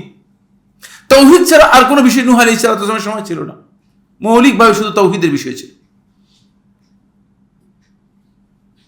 তার তাওহীদের এই বিষয় নূহ আলাইহিস সালাম দায়িত্বপ্রাপ্ত হয়, দাওয়াতি কাজ করেছেন। একদিন 2 দিন দাওয়াতি কাজ করেন নাই। আপনারা জানেন 950 বছর দাওয়াতি কাজ করেছেন। ইসলাম গ্রহণ করেছে মুজাহিদ ইবনে জাবর রাহিমাহুল্লাহ তাআলা, তার থেকে ইবনে জারীর তাবারী রাহমাতুল্লাহ তার তাফসীরের মধ্যে উল্লেখ করে তিনি বলেন মাত্র 40 জন। আরে 950 বছর দিয়ে ভাগতেন কত বছরে একজন, দেখেন তো হিসাব করে। কেমন এক মানে জালিম জাতির কাছে প্রেরণ করা হয়েছিল, চিন্তা করছেন। নবী নবুয়ত নিয়ে এসেছেন, আল্লাহর পক্ষ থেকে বক্তব্য মেসেজ নিয়ে এসেছেন। আল্লাহর পক্ষ থেকে মেসেজ নিয়ে আসার পরে নবী তাদেরকে দাওয়াতি কাজ করেছেন। 950 বছর পর্যন্ত 40 জন ইসলাম গ্রহণ করেছে। কত ভয়ঙ্কর জাতি। তাহলে এখান থেকে বুঝা যাচ্ছে যে মূলত এখানে তাওহীদকে বোঝানো হয়েছে। আহলে তাফসীরগণ বলেছেন যে এখানে তাওহীদকে বোঝানো হয়েছে। বাকি পরেরটা দেখেন, ওয়াল্লাযী আওহাইনা ইলাইকা ওয়া মা ওয়াসাইনা বিহি ইব্রাহিম ওয়া মূসা ওয়া ঈসা, একেবারে স্পষ্ট করে দিয়েছেন যা আপনার কাছে ওহী হিসেবে প্রেরণ করেছি এবং যে বিষয়ে আমি ওসিয়ত করেছি, উপদেশ দিয়েছি ইব্রাহিম, মূসা এবং ঈসাকে, আন আকিমুদ্দীন। তাহলে এই দিনটা এখানে মূলত তাওহীদকে বোঝানো হয়েছে। আর আহলে তাফসীরদের মধ্যে কেউ কেউ বলেছে না, দিন বলতে এখানে ইসলামকে বোঝানো হয়েছে। ইসলামের মৌলিক যে বিষয়গুলো আছে সেগুলো এই সমস্ত দ্বীনের মধ্যে এক, ওই জিনিসগুলোকে বোঝানো হয়েছে। ফলে এইখানে যাদের নাম উল্লেখ করা হয়েছে, নূহ, খুব ভালো করে, তারপরে মূসা, ঈসা, তারপরে কি ইব্রাহিম, এরা কেউ রাষ্ট্র প্রতিষ্ঠা করছেন কিনা? হ্যাঁ, কোন রাষ্ট্রের? ঈসা কোন রাষ্ট্রের ছিলেন? প্রধানমন্ত্রী অথবা মানে রাষ্ট্রপ্রধান ছিলেন। হ্যাঁ, বরং ঈসার অনুসারী যারা বলছে ইহুদিরা এসে শেষ পর্যন্ত ঈসা আলাইহিস হত্যা করে চলে গেছে। আসলে হত্যা করতে পারে নাই, কিন্তু ঈসার অনুসারী হাওয়ারি যারা আছে, হাওয়ারিরা কান্নাকাটি করে শেষ। হায় হায়, আমাদের আমাদের মানে নবীকে কি করেছে? হত্যা করে ফেলছে। মানে ঈসা আলাইহিস সালাম শেষ পর্যন্ত তাদের অত্যাচারে আল্লাহ রাব্বুল আলামিন ঈসা আলাইহিস সালামকে আল্লাহ রাব্বুল আলামিন আসমানে উঠিয়ে নিয়ে গেছেন এবং আল্লাহ রাব্বুল আলামিন ঈসা আলাইহিস সালামের কোন রাষ্ট্রত্ব প্রদান করেনি নেই, কোন রাষ্ট্রত্ব তিনি ক্ষমতা লাভ করেনি নেই। উপরন্তু ঈসা আলাইহিস সালামের হাওয়ারি যারা ছিল, এই হাওয়ারিও বিক্ষিপ্ত বিচ্ছিন্ন হয় শেষ পর্যন্ত মানে তাদের ধর্মটাই, দিনটাই, ঈসার কাছে অবতীর্ণ ইঞ্জিলটাই তারা কি করেছে, হারিয়ে ফেলছে। তারা কেউ বলতে পারে না যে তাদের কাছে ইঞ্জিলটা কোথায় গেল, ইঞ্জিলটা গেল কোথায়, সেটাও বলতে পারে না তারা। এই অবস্থা হয়ে গিয়েছে। এখানে এটা প্রথম গলদ, খুব ভালো করে খেয়াল করুন। দ্বীনের ব্যাপারে এই মিসকনসেপ্ট। দ্বীনের আরেকটি অর্থ কোরআনে কারীমের মধ্যে এসেছে, সেটা অনেক জায়গায় আল্লাহ তাআলা ব্যবহার করছেন, সেটা হচ্ছে তাআতুল্লাহ ওয়া তাআত রাসূলি, আল্লাহ এবং তার রাসূলের আনুগত্য। এখানে খেয়াল রাখতে হবে যে আল্লাহ এবং তার রাসূলের আনুগত্যের মধ্যে মূলত ইসলামের সব কিছু রয়েছে, ইসলামের সব কিছুর মধ্যে নিহিত। সুতরাং এই জন্য এটাকে ইসলামও বলতে পারেন, আল্লাহ এবং তার রাসূলের আনুগত্য বলতে পারেন দ্বীনের অর্থে। দ্বিতীয় নম্বর, দ্বিতীয় যে মিসকনসেপ্ট এখানে কাজ করেছে, যেটা আমাদের মধ্যে সবচেয়ে বড় বিভ্রান্তি তৈরি করেছে, সেটা হচ্ছে পরবর্তী সময়ে কিছু সংখ্যক লোক, কিছু সংখ্যক গবেষক, এরা হচ্ছে ইসলামিক স্কলার না স্কুলার, বুঝতে পেরেছেন কিনা? এই স্কুলাররা কি করেছে, নিজেদের কোরআন পড়ে পড়ে নিজের মন মতো ব্যাখ্যা করে। আমার কাছে কয়েকজন এসে বলছেন যে শেখ, বলে এরা বাংলা অনুবাদ পড়ে তারপর নিজের মন মতো ব্যাখ্যা করতেছে। খেয়াল রাখেন, খবরদার। হয়তো আলেমদের কাছ থেকে এলেম নিবেন, নইলে চুপ থাকেন। শয়তানের কাছ থেকে এলেম নেওয়ার দরকার নেই, ক্লিয়ার বক্তব্য দিয়ে দিচ্ছি। আহলে ইলমের কাছ থেকে এলেম নিবেন, নইলে চুপ থাকবেন। যতটুকু দরকার দিনে ততটুকু আসাস নিজে পালন করার জন্য চেষ্টা করেন, কিন্তু ইলমের নাম দিয়ে শয়তানের কাছ থেকে এলেম নিবেন না, তাহলে আপনি আপনার গোটা জীবনটা বরবাদ করে দিবেন, ভ্রষ্টতার পথে চলে যাবেন। কোরআন শিক্ষা দিচ্ছে, কোরআন নিজে পড়তেও জানে না, সূরা ফাতিহা পড়তে জানে না। কোরআনের দুটি শব্দের অর্থ যাদের জানা নেই, তারা কোরআন শিক্ষা দিচ্ছে মানুষদেরকে, কোরআনের মন গড়া বক্তব্য মানুষদেরকে দিচ্ছে। ফলে একদল লোক, এই স্কুলার যারা বের হয়েছে, সোকল্ড স্কুলার যারা, তারা কি করেছে, তারা একেবারে দ্বীনের কাজকে দুই ভাগে ভাগ করে ফেলছে। এটা হচ্ছে খেদমতে দ্বীন, এটা হচ্ছে একামতে দ্বীন। মাদ্রাসায় পড়ান, খেদমত করতেছেন, আর রাস্তায় মিছিল করেন, আপনি একামতে দ্বীনের কাজ করতেছেন। নাউজুবিল্লাহ মিন যালিক। কোন ইসলাম আপনি কিভাবে বুঝলেন বাবা? কে আপনাকে এগুলো শিখেল? কত বড় জাহিল! এই দুই ভাগে ভাগ করে ফেলার কারণে, খেদমতে দ্বীন আর একামতে দ্বীন দুই ভাগে ভাগ করার কারণে এখন তাদের কাছে মনে হচ্ছে যে ইসলামের মূল কাজ হচ্ছে একামতে দ্বীন, আর খেদমতে দ্বীন হচ্ছে যে খুচরা কাজ। আমরা খুচরা কাজ করি না, আমরা খুচরা কাজ করি না। একেবারেই গলত কনসেপ্ট। আল্লাহ নবী সাল্লাল্লাহু আলাইহি ওয়াসাল্লাম, যিনি পায়খানা কিভাবে করতে হবে, পেশাব কিভাবে করতে হবে, সেটা শিক্ষা দিয়েছেন নবী সাল্লাল্লাহু আলাইহি ওয়াসাল্লামের সালাতের দায়িত্ব নিয়ে, আর আপনি এটাকে খুচরা কাজ মনে করতেছেন? আপনি ইসলাম বুঝেন নাই। ইসলাম যে বিধানগুলো ওহীর মাধ্যমে নাজিল করেছে, একটাকে, ওটা গত আলোচনার মধ্যে এখানে ছিল, গত আলোচনা আমরা সালাফদের মানহাজে বলতে বলেছি, একটা বিষয়কে খুচরা মনে করার সুযোগ নেই, একটা বিষয়কে খুচরা মনে করার সুযোগ নেই। এটা খুচরা, এটা হালকা কাজ, এটা মনে করার কোনো সুযোগ নেই। খেয়াল রাখতে হবে, ওহী নাজিল করা হয়েছে, যে বিষয়ে ওহী নাজিল করা হয়েছে। আমি আপনাদেরকে উদাহরণ হিসেবে দিয়েছিলাম, রাসূলুল্লাহ সাল্লাল্লাহু আলাইহি ওয়াসাল্লাম বলেছেন, চারটি কথা বলেছেন, লা ইয়ানজুরুল্লাহু ইলাইহিম সালাসাতুন, তিন দল লোক, লা ইয়ানজুরুল্লাহু ইলাইহিম, আল্লাহ তাআলা তাদেরকে তাকাবেন না, ওয়ালা ইউকাল্লিমুহুম, তাদের সাথে কথা বলবেন না, ওয়ালা ইউযাক্কিহিম, তাদেরকে পবিত্র করবেন না, ওয়ালা হুম আযাবুন আলীম, তাদের জন্য কঠিন শাস্তি রয়েছে ইয়াউমুল কিয়ামা, কিয়ামতের দিন। তাদের মধ্যে একদল হচ্ছে আল মুসবিলু ইজারাহু, যে তার টাকনুর নিচে কাপড় পরে। এটা খুচরা কাজ, বলেন? খুচরা কাজের জন্য এরকম শাস্তির কথা আসে? হ্যাঁ, খুচরা কাজ বলতেছেন যে আপনি যে খুচরা কি বুঝলেন? আপনি দিনের কিছু বুঝেননি, আপনি দিনের প্রবৃত্তির বক্তব্য দিচ্ছেন দিনের মধ্যে। খুচরা কাজের জন্য এরকম কঠিন শাস্তি একেবারে সহিহ বুখারী হাদিস, সহিহ মুসলিমের মধ্যে 7 জন বর্ণনাকারী হাদিসটি বর্ণনা করেছেন, 7 জন রাবী বর্ণনা করেছেন। সুতরাং খুচরা কাজের জন্য আল্লাহ রাসূল সাল্লাল্লাহু আলাইহি ওয়াসাল্লামের এই সমস্ত হাদিস আসতে তো প্রশ্নই আসে না, ওহী এটা। খেয়াল রাখবেন, এই বিষয়গুলো গুরুত্ব দিতে হবে। একামতে দ্বীন আর খেদমতে দ্বীনের মধ্যে পার্থক্য করার কারণে একদম বলতেছে, ভাই শুনেন, আমরা বড় কাজের মধ্যে আছি, আপনি খুচরা কাজের মধ্যে থাকেন, মাদ্রাসায় পড়ান, অসুবিধা নেই, পড়ান, এগুলো ছোট ছোট কাজ, এগুলো করেন। কিন্তু আমরা একামতে দিনের কাজে আছি। একামতে দিনের কাজটা কি? মিছিল মিটিং করা, হরতাল করা। এর বৈধতা আগে জানতে হবে। তো নবী সাল্লাল্লাহু আলাইহি সুন্নাহ থেকে তো তরিকা নিতে হবে, ঠিক না? তরিকা আমি কার কাছ থেকে নিব? রাসূল সাল্লাল্লাহু আলাইহি ওয়াসাল্লামের কাছ থেকে নিব। কোন ব্যক্তির কাছ থেকে কোনো তরিকা নেওয়ার কোনো বৈধতা নেই। সুতরাং আপনাকে আমাকে নিশ্চিত হতে হবে যে আমার তরিকা ঠিক আছে কিনা, আমি যে তরিকা গ্রহণ করেছি সেই তরিকা রাসূলুল্লাহ সাল্লাল্লাহু আলাইহি ওয়াসাল্লাম দেখানো তরিকা কিনা। যদি রাসূলুল্লাহ সাল্লাল্লাহু আলাইহি ওয়াসাল্লাম দেখানো তরিকা না হয়, তাহলে সেটা আমি গ্রহণ করতে মোটেও পারি না। আসুন, 3 নম্বর যে পয়েন্টটি সেটা হলো এই ইকামতের একটা ভুল অর্থ পদ্ধতি গ্রহণ করেছে। খেয়াল করেন, ইকামত শব্দটা অনেকে মনে করেছে যে আমাদের এলাকায় এক বিশাল এই বাসারি নেপ করতো। বাসারি নেপ তো বুঝেন আপনারা, যারা মুরব্বী আছে তারা বুঝবে, বাচ্চারা কিছু বুঝবে না, বুঝলেন? এটা এক সময় একটা নাস্তিকবাদী একটা সংগঠন ছিল, বাসারি নেপ বলা হতো। তো এত বড় দাঁড়ি, নাম ছিল ইন্তু মিয়া, চেয়ারম্যান ছিল, বুঝতে পেরেছেন কিনা? এলাকার মানুষ খুব ভালো করে চিনত। জিন্দিগিতে করে নামাজ পড়তো না। নামাজের জন্য কেউ যদি বলতো চেয়ারম্যান সাহেব নামাজ পড়েন না কেন, বল শুনো, কোরআনে এত আল্লাহ নামাজ পড়তে কোনোদিন বলেনি। তোমরা তো আসলে কোরআন চেয়ে বেশি বুঝো। আল্লাহ নামাজ পড়তে বলছে, আল্লাহ বলছে আকিমুদ্দিন, নামাজ প্রতিষ্ঠা করো।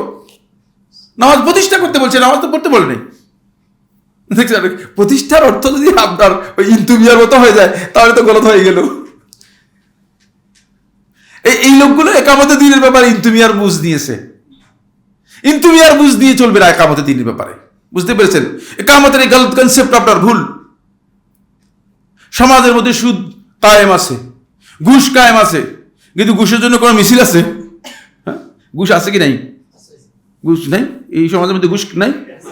আরে ঘুষ নাই মানে ঘুষ এমন ভাবে কায়েম আছে যে দুনিয়ার ওপেন সিক্রেট, সুদ ওপেন সিক্রেট, সবটাই তো কায়েম আছে। এগুলোর জন্য মিছিল দরকার হয় না, এগুলোর জন্য হরতালের দরকার হয় না, এগুলোর জন্য গাড়ি ভাঙচুর করতে দরকার হয় না। তার কারণ হচ্ছে মানুষের চেতনার পরিবর্তন এসে গিয়েছে, বুঝতে পেরেছেন কিনা? আপনি যদি মানুষের চেতনার ঈমানের পরিবর্তন আনতে পারেন, মানুষের অন্তরগুলো পরিচ্ছন্ন করতে পারেন, তাদের ঈমানের মধ্যে যদি আল্লাহ এবং তার রাসূলের মূল কথাগুলো ঢুকাতে পারেন, আল্লাহর ভয় তাদের অন্তর মধ্যে নিয়ে আসতে পারেন, তখন আপনি এমনিতে দেখবেন যে এর মধ্যে পরিবর্তন আসতেছে, এর মধ্যে পরিবর্তন আসতেছে। ইকামত হচ্ছে দুইজনের মধ্যে হলে হবে না, সবার মধ্যে যেতে হবে। রাষ্ট্র ব্যবস্থার পদ্ধতি, গণতান্ত্রিক পদ্ধতি আর ইসলামী পদ্ধতির মধ্যে এই জায়গায় বিশাল পার্থক্য। মুহাম্মদ সাল্লাল্লাহু আলাইহি ওয়াসাল্লাম যখন মদিনায় ক্ষমতা রাখেন, তখন মদিনায় শুধুমাত্র 3টি ইহুদি গোত্র ছাড়া আল্লাহ রাসূল সাল্লাল্লাহু আলাইহি ওয়াসাল্লামের বিপক্ষে একজনও ছিল না। খেয়াল করুন, একজনও ছিল না। এখন আপনি যদি রাষ্ট্র কোনো কারণে মনে করেন, আমি হিসাব করলাম, আমরা সবাই আপনার সহ বসে জ্ঞানীদেরকে নিয়ে বসে হিসাব কষে আমরা নির্বাচনে 300 আসন দিলাম। দেখলাম যে 300 আসন দিয়ে আমরা 251 আসন, কত 151 না, 151 হলে তো মেজরিটি, ঠিক না? 151 আমরা পেয়ে গেলাম। তো 151 পেয়ে গেলাম, কত পার্সেন্ট মনে করুন 70 না, 50% হবে না। একটা আসন 151টা পাইলে আপনার ভোট পার্সেন্টেজ হয়তো সর্বোচ্চ 37 থেকে 40% হতে পারে ভোট, বুঝতে পেরেছেন? এখন আমার এগুলো ভয় লেখা রয়েছে, আপনারা আন্দাজে মনে করেন না। আমি প্রত্যেকটা বিষয় সম্পর্কে সারাক্ষণ পড়ি, বুঝতে পেরেছেন? আপনার কারণ এর আগে 33%, যখন নির্বাচন হয়েছিল তখন 33% পেয়ে সংখ্যাগরিষ্ঠতা পেয়েছে। লাস্ট যেটা নির্বাচন হয়েছে, পরবর্তী নির্বাচনগুলো তো নির্বাচনই হয়নি। যাই হোক, যদি 37% নির্বাচন আপনার পার্সেন্টেজ ধরেন, এর অর্থ কি দাঁড়ালো? এর অর্থ দাঁড়ালো 100 থেকে 37 বাদ দিলে কত হলো? হ্যাঁ, 63% লোক আপনার বিপক্ষে, না বদনাম, আপনার বিপক্ষে, আমার বিপক্ষে 63% লোক যেখানে বিপক্ষে, সেখানে ইসলাম কায়েম হবে না। বুঝতে পেরেছেন কিনা? এই হলো গণতান্ত্রিক পদ্ধতির ইসলাম কায়েম না হওয়ার কারণ। কারণ 63% লোক তো আমাকে মেনেই নিয়ে নেই। তারপরে আমার মধ্যে যারা ভোট দিয়েছে, এর মধ্যে কতজন মুনাফেক আছে তাও কে জানে, বুঝতে পেরেছেন? সুতরাং এই জন্য ইসলামটাকে তাদের কাছে আসলে বুঝাতে হবে, ইসলাম তাদের কাছে পৌঁছাতে হবে। আপনি একামতের যে ভুল পদ্ধতি গ্রহণ করেছেন, একামতের যে ভুল থিওরি নিয়েছেন, এই থিওরিটাই আপনার কাছে সঠিক হয় নাই। এই থিওরিটা আপনাকে বোঝার জন্য চেষ্টা করতে হবে, এটাকে থিওরি হিসেবে বুঝতে হবে। নবী সাল্লাল্লাহু আলাইহি ওয়াসাল্লামের থিওরিটা কেমন ছিল সেটা আপনাকে জানতে হবে। কোন থিওরিটি নবী সাল্লাল্লাহু আলাইহি ওয়াসাল্লাম এই লোকগুলোকে তৈরি করেছেন?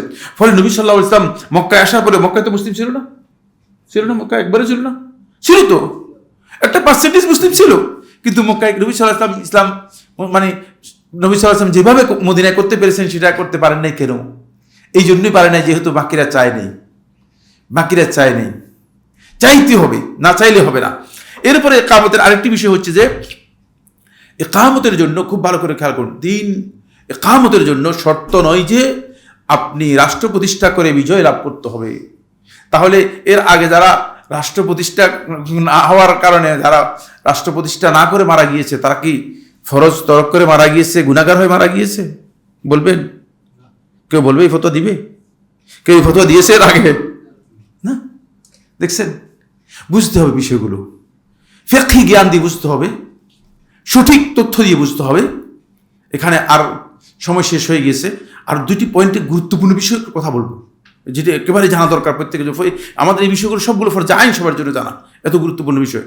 একটি বিষয় হচ্ছে, যদি এটা ইজমা সাব্যস্ত হয়েছে সমস্ত উলামায়ে কেরামের, যদি কোনো ব্যক্তি, ইমাম মাওয়ার্দী রহমতুল্লাহ আহকামুস সুলতানের মধ্যে উল্লেখ করেছেন, আবু ইয়ালা আল মৌসিলি রহমতুল্লাহ আহকামুস সুলতানের মধ্যে উল্লেখ করেছেন, শেখুল ইসলাম ইবনে তাইমিয়া রহমতুল্লাহ আসিয়া শাশরিয়ার মধ্যে উল্লেখ করেছেন, বলেন যদি কোনো ব্যক্তি, খুব ভালো করে খেয়াল করুন, এই ধারণা করে থাকে যে ইসলাম দিন আর রাষ্ট্র এটা আলাদা, একটার সাথে আরেকটা সম্পর্ক নেই, সে কাফের, তার এই কাজটা কুফরি। এটা খেয়াল রাখতে, এটা ধর্ম নিরপেক্ষতাবাদীদের মূলত সেন্সই হচ্ছে এটা, কিভাবে রাষ্ট্র থেকে ইসলামকে সরানো যায়। এটা কিন্তু ইসলামী বক্তব্য নয়।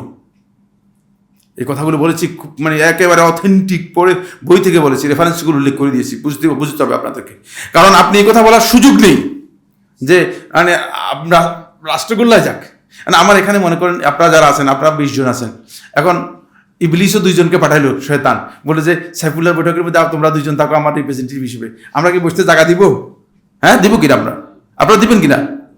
ইবলিসের রিপ্রেজেন্টেটিভ দিবেন কিনা? আপনারা বলবো যে আচ্ছা ঠিক আছে, আমরা তো অনেক আছি, অসুবিধা নেই, ইবলিসের অন্তপক্ষে 2 জন রিপ্রেজেন্টেটিভ থাকুক এখানে। শয়তানকে জায়গা করে দেওয়ার সুযোগ নেই। আমার এই জায়গায় যেখানে একমাত্র একচ্ছত্র অধিপত্য হচ্ছে আল্লাহ রাব্বুল আলামিনের, সেখানে শয়তানকে স্পেস করে দিব আমি কিসের ভিত্তিতে? আমার ইমানের কোথায়? আমার ইমান শয়তানকে স্পেস করে দেওয়ার কোনো সুযোগ আমার থাকবে না। আমি শয়তানকে স্পেস করে দিতে পারবো না। কিন্তু শয়তান যদি কোনো কারণে আমার কাছ থেকে স্পেস নিয়ে যায়, আমি পারলাম না, দুর্বল হওয়ার কারণে, সেটা আরেক মাসআলা, সেটা আমার দুর্বলতার কারণে হয়েছে, বুঝতে পেরেছেন? তখন আমি আল্লাহ তাআলার কাছে দোয়া করবো, মানে তয়রান আবাবিলের জন্য বলবো, বুঝতে পেরেছেন কিনা? কিন্তু এই কারণে আমি স্পেস করে দিতে পারবো না, আমি শয়তানকে জায়গা দিতে পারি। এটা 1 নম্বর মাসআলা। 2 নম্বর মাসআলা হচ্ছে, খুব ভালো করে খেয়াল করুন, এটাও খুবই গুরুত্বপূর্ণ বিষয়। যদি কেউ মানে এই কথা মনে করে যে ইসলামের দ্বীনের মধ্যে রাষ্ট্র ব্যবস্থা মানে ইকামতে দ্বীন বলতে শুধুমাত্র রাষ্ট্র প্রতিষ্ঠা করাকে বুঝিয়েছে, আর ইসলামের মৌলিক এই বিধানগুলোর মধ্যে অন্তর্ভুক্ত নেই, তার এই বক্তব্য সম্পূর্ণ মিথ্যা এবং সালাফদের মানহাজ এবং সালাফদের ফাহাম অনুযায়ী এটি ভুল। কারণ হচ্ছে মানে ইকামতে দ্বীনের কনসেপ্টের মধ্যে যেমন রাষ্ট্রীয় বিধানগুলো অন্তর্ভুক্ত, রাষ্ট্রের সাথে সংশ্লিষ্ট বিষয় অন্তর্ভুক্ত, তেমন সমাজ ও ব্যক্তি জীবনের যতগুলো বিষয় আছে, ইবাদত আছে, সবগুলোই এর মধ্যে অন্তর্ভুক্ত। সুতরাং কিছু অংশ মানবেন, কিছু অংশ বাদ দিবেন, সেটা হয় না। আফাতুমিনুনা বিবাদিল কিতাব ওয়া তাকফুরুনা বিবাদ, তোমরা কি কিতাবের কিছু অংশ মানবা আর কিছু অংশ কুফরি করবা? এমনটার কোনো সুযোগ নাই। বন্ধুগণ, আমার মনে হয় আমরা অনেকক্ষণ পর্যন্ত আপনাদেরকে বিরক্ত করে ফেলেছি, আর আলোচনা করতে চাই না। কিন্তু এই বিষয়গুলো আমাদের সকলেরই জানা আমি মনে করি খুবই দরকার। কারণ হচ্ছে এগুলোর মধ্যে অনেক মিসকনসেপ্ট রয়েছে, অনেক ভুল বুঝাবুঝি রয়েছে, এবং এগুলো নিয়ে যথেষ্ট বিতর্ক আমাদের সমাজের মধ্যে হচ্ছে। এর কারণ হচ্ছে আমরা এ বিষয়ে সালাফদের স্ট্যান্ড সম্পর্কে আমাদের না জানার কারণে। অবশ্যই এক ভাই কতগুলো বিষয় বলেছেন যে বর্তমান যে পরিস্থিতিতে মানে আমরা দাওয়াতের ব্যাপারে কিভাবে কাজগুলোকে আরও প্রমোট করব, এটা আমি দুঃখিত যে আমি আলোচনা আনতে পারি নাই, সময় অনেক বেশি হয়ে গেছে। কিন্তু এটাও আমার অত্যন্ত গুরুত্বপূর্ণ একটা আলোচ্য বিষয়। আমি মনে করে থাকি যে যদি আজকের আলোচনায় না আসে, ইনশাল্লাহ আগামী শুক্রবারে না, আগামী শুক্রবারে আলোচনার মধ্যে অনেক লম্বা আলোচনা হয়ে গেছে। আমি সকাল থেকে প্রোগ্রাম করতেছি, আমার নিজের জন্য মানে একটু কঠিন হচ্ছে। জি, এই জন্য আমি আর মানে সময় নিচ্ছি না, আপনাদেরও বিরক্ত করতে চাচ্ছি না। জাযাকুমুল্লাহ খাইর। ইনশাআল্লাহ আগামী জুমাবারে যদি আমরা সুযোগ থাকে এ বিষয়ে আমাদের আলোচনার মধ্যে একটা অংশ আমরা দৃষ্টি আকর্ষণ করব।